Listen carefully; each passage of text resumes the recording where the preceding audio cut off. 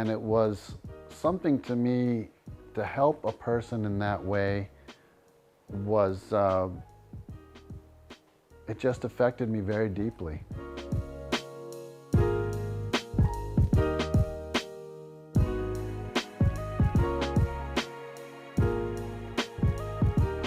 Hello, my name is Dr. Ajit Naidu from Cardiovascular Institute of the Shoals. And today I'd like to take a moment to tell you a little bit more about myself. I was born in Switzerland, in Baden, Switzerland, and I lived there for 2 months. And then my parents, like many immigrants, they left me with my grandparents in India. And then when I first moved to this country, I came to Brooklyn, and my mom was training to be a pediatric neurologist, and my father was an electrical engineer who eventually went on to work for the Nuclear Regulatory Commission. So we came to New Jersey, we came to New York, then we were in New Jersey till 1975. Then I came to Chicago. I lived in the suburbs there. I went through high school and went to the University of Chicago. And then after that, I went to medical school in New York. And eventually I went to a place called the Cardiovascular Institute of the South in Houma, Louisiana, which is southwest of New Orleans. And it's an amazing community filled with just amazing people. But what I learned there was something that has forever changed my life. It showed me that even in a small area, you can give world-class care. And that's what I've tried to do in coming to Northwest Alabama.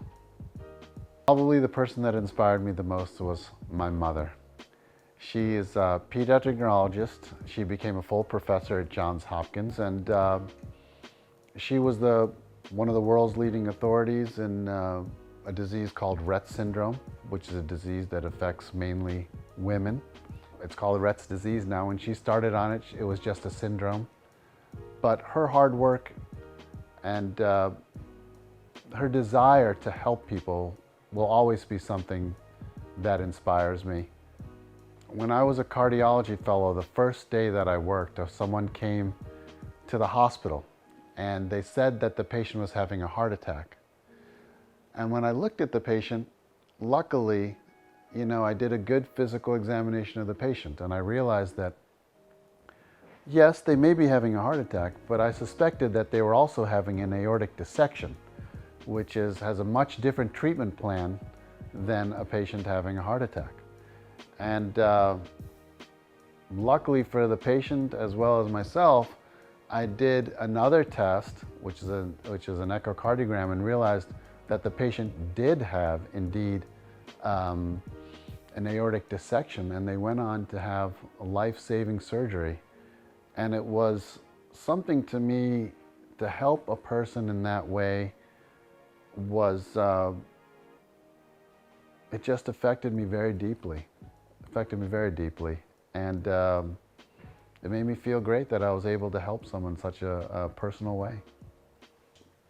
The hardest days are when we talk to people and we realize how long they've been suffering, and knowing that we can never take all the suffering that they had away from them. And I would say the hardest times that we have are realizing when we're unable to help people, when they've come to a point where nothing we can do can relieve their suffering.